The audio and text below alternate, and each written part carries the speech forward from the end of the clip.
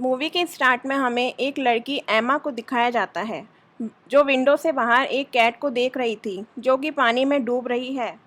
वो यहाँ पर कोई भी इमोशंस शो नहीं करती। दरअसल उसको इस कैट के डूबने का कोई भी दुख नहीं हो रहा था और ना ही ये सोचती है कि ये इस कैट को बचाने के लिए जाए। इसके बाद हम देखते हैं कि ये अपने फादर के साथ रहा करती थी और ये ब्रेकफास्ट करते हुए अपने फादर से बात करती है।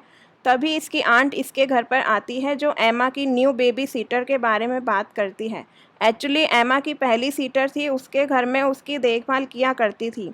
उनका एक्सीडेंट हो गया और कोई भी नहीं जानता था कि उनका एक्सीडेंट कैसे हुआ और अब एमा की आंट ने उसके लिए न्यू बेबी सीटर ढूंढी है। अब जब ये दोनों बातें कर रहे होते हैं तो एमा इनको डेड कैट के बारे में बताती है। तभी हम देखते हैं एमा के फादर उस मरी हुई कैट को पॉन्ड से बाहर निकाल रहे थे। हम एमा को देखते हैं जिसके फेस पर ज़रा भी अफसोस नहीं था कि अगर ये इस कैट को बचा लेते तो शायद ये बच जाती। इसके फादर को देखते हैं जो कि न्यू बेबी सीटर का इंटरव्यू ले रहे हैं। इस बेबी सीटर के बिहेवियर को देखकर उसको हायर कर लेते हैं। एमा ने सिटीजनशिप के लिए अप्लाई किया था। ये चाहती थी कि ये अवार्ड उसी को मिले। तभी हम देखते हैं कि वो स्कूल में सबके साथ बहुत अच्छा बिहेवियर रख रही है। वो कुछ बच्चों के साथ खेल रही होती है, तभी एक लड़की इससे टकराती है। एमा उस लड़की को उठाती है। एमा को घर में भी देखते हैं जो स्माइल की प्रैक्टिस कर रही थी। अगले दिन अवार्ड मिलने का दिन था। इसके फादर इसको एक अच्छा सा ड्रेस पहनाते हैं, उसके स्कूल की तरफ ले जाते हैं। वहाँ पर बहुत सारे पेरेंट्स अवार्ड सेरेमनी में आए हुए थे। वहाँ पर टीचर अनाउंस करती है कि मेलो ने सिटीजनशिप के अवार्ड को जीता है। वो अपने फादर को ये बता रही थी कि मेलो को ये अवार्ड मिला है और वो इस अवार्ड को डिज़र्व भी नहीं करती थी। वो मेलो की इंसल्ट करती है और फिर फादर से अपने इस बिहेवियर के लिए सॉरी भी करती है। फिर एमा मेलो को एक लिफ्ट पर लेकर जाती है। फिर मेलो कहती है कि हमें वापस जाना चाहिए। एमा मेलो के पास जाती है। इसके बाद हमें स्ट्रेन ब्लैक दिखाई जाती है। कुछ देर के बाद हम मेलो के पेरेंट्स को देखते हैं। वो एमा के पास आते हैं। क्या तुमने हमारी बेटी मेलो को देखा है? एमा कहती है कि उसने काफ़ी दिनों से उसको नहीं देखा। तभी वो लड़कियां जो लिफ्ट की तरफ से आ रही थी वो मदद के लिए चिल्लाती है। मेलो के पेरेंट्स भी उन बच्चों के पीछे जाते हैं। वो जाकर देखते हैं कि उनकी बेटी पानी में डूबकर मर चुकी थी। उसको CPR ट्रीटमेंट भी दिया जाता है मगर उसकी तो डेथ हो गई थी। अगले दिन ब्रेकफास्ट पर एमा के फादर उससे पूछते हैं कि वो कैसा फील कर रही है अपने फ्रेंड के बारे में, मगर एमा तो इस बात को मुकम्मल इग्नोर कर देती है जैसे उसे उसकी फ्रेंड के मरने का कोई भी दुख नहीं हुआ। फिर उसी दिन एमा की केयर टेकर भी घर आ जाती है। एमा रात को देखती है कि बेबी सीटर उसके फादर की मेडिसिन को देख रही थी। वो सोचती है शायद उनको चुराना चाहती है। फिर जब ये अपने बेबी सीटर के साथ मूवी देख रही थी तो ये उसको बताती है, मैंने देखा तुम मेरे फादर की मेडिसिन चुराना चाहती थी। तो ये कहती है अगर जो भी काम मैं तुम्हें कहूँगी तुम्हें वो करना होगा। उसके बदले में तुम्हारे फादर को कुछ नहीं बताऊँगी। इस बात पर बेबी सीटर को बहुत ज़्यादा गुस्सा आता है मगर फिर भी वो एमा की बात मान लेती है। अगले दिन मेलो की फ्यूनरल सेरेमनी थी जिस पर सभी लोग रो रहे थे। तभी हम एमा को भी देखते हैं जो मेलो के पेरेंट्स के सामने रो रही थी। वो ये प्रेटेंड कर रही थी कि जैसे उनकी बेटी के मरने का दुख इसे बहुत ज़्यादा है। एमा के फादर जब मेलो के पेरेंट्स से बात करते हैं तो वे इनको बताते हैं कि मेलो का मेडल भी मिसिंग है।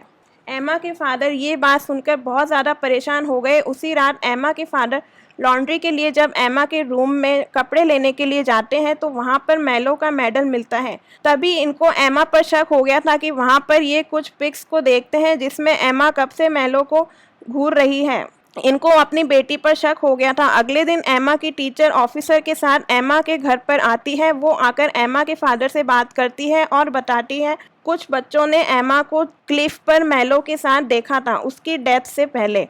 रात को एमा के फादर एमा से पूछते हैं कि क्या तुम मेलो के साथ क्लिफ पर गई थी? ये सिंपल कह देती है कि मैं तो नहीं गई थी। इस बात पर एमा के फादर एमा से कहते हैं कुछ लोगों ने तुम्हें मेलो के साथ क्लिफ पर देखा था। इस बात पर इसको गुस्सा आ जाता है। वो कहती है ये बात आपको मिसेस एलिस ने बताई है और वो तो मुझे पसंद ही नहीं करती।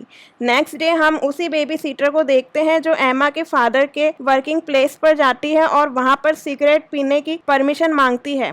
जिस पर एमा के फादर उससे कहते हैं कि वो यहाँ पर स्मोकिंग नहीं कर सकती क्योंकि यहाँ पर बहुत सारे केमिकल लिक्विड हैं। बाद में यही बेबी सीटर साथ बाहर जाती है ताकि ये दोनों खेल सकें। तभी ये देखते हैं कि घर के बाहर एलिस की कार है। बेबी सीटर एमा को बताती है कि इसके खिलाफ एक केस रखा गया है। ये कहा जा रहा है जब मेलो की डेथ हुई थी ब्लिस पर, तुम भी मेलो के साथ थी। बेबी सीटर एमा को घर के अंदर ले जाती है और इसको डराने की कोशिश करती है और बताती है कि अगर तुमने ही ऐसा किया है तो तुम्हें इलेक्ट्रिक चेयर पर बिठाया जाएगा। इस बात पर एमा बहुत ज़्यादा डर जाती है मगर फिर भी वो एडमिट नहीं करती कि उसने कुछ किया है। अगले दिन हम बेबी सीटर को देखते हैं जो पूरे घर में एमा को ढूंढ रही थी।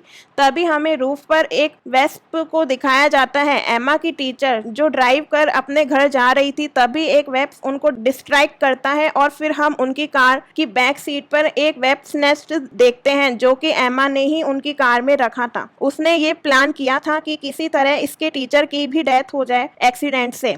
एमा की बेबी सीटर भी वो मेडल देख लेती है जो कि मेलो का मेडल था।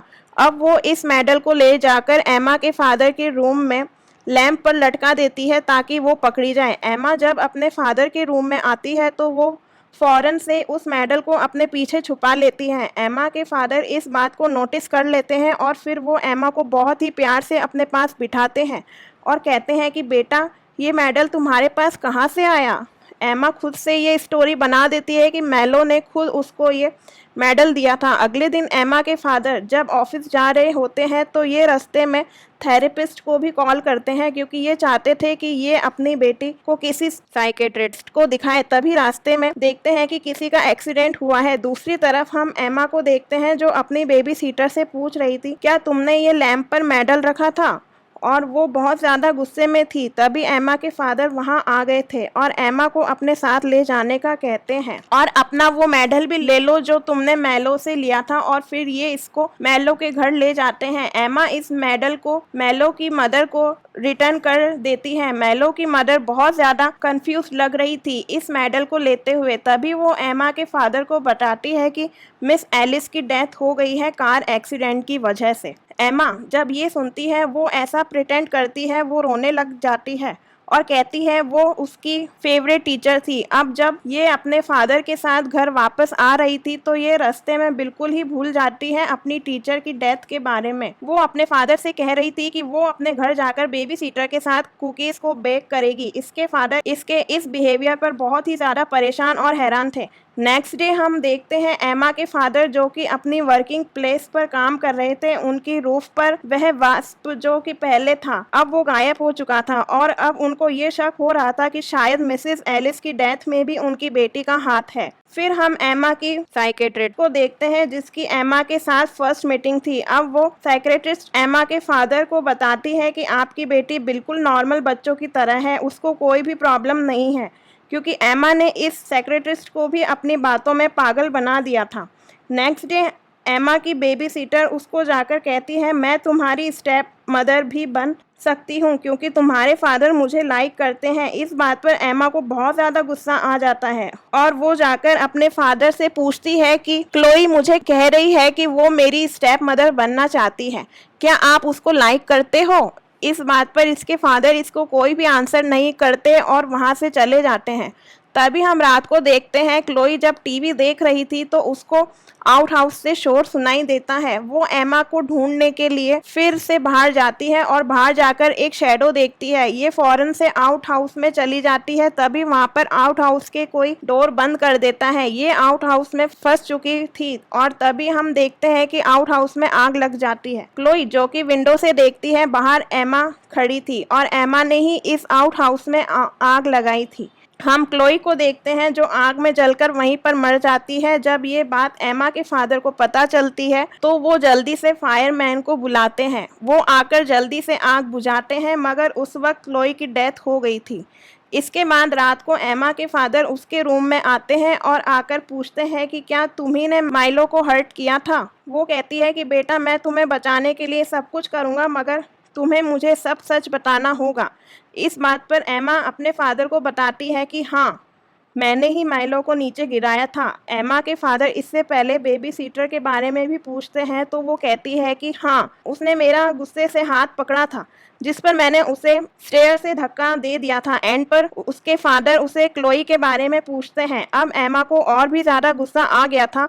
वो गुस्से से चिल्लाती है, हाँ, उसने मेरी स्टेप मदर बनने की कोशिश की थी, इस वजह से मैंने उसे भी मार दिया। एमा के फादर को सब कुछ पता चल गया था कि ये सब कुछ इनकी बेटी ने किया है। वो बहुत ज़्यादा परेशान हो गए थे कि उनकी छोटी सी बच्ची इतने बड़े बड़े क्राइम कर रही है। एमा अपने फादर से कहती है कि वो आइंदा ऐसा कुछ भी नहीं करेगी, मगर उसके फादर अब बहुत ज़्यादा डर गए थे। नेक्स्ट डे शरीफ एमा के फादर को कॉल करता है। वो कहते हैं कि हम एमा से मिलना चाहते हैं। एमा के फादर एक्सक्यूज कर देते हैं कि वो बीमार है। एमा के फादर बहुत ज़्यादा डर गए थे कि कहीं उनकी बेटी को पकड़कर ना ले जाए, इस वजह से वह अपनी बेटी को दूर लेक हाउस पर ले गए थे। हाउसकीपर वहां पर इनका वेलकम करता है। इसी दिन शेरिफ उनको कॉल करता है और उनको बताता है आग खुद पर खुद नहीं लगी थी, बल्कि किसी ने लगाई थी। एमा के फादर ने प्रोटेक्शन के लिए अपने घर में गन भी रखी हुई थी और वे ये सोच रहे थे कि वो इस गन का यूज़ कभी भी कर सकते हैं इस सिचुएशन को ख़त्म करने के लिए। तभी इसी रात एमा सारे स्टोव्स को ऑन कर देती है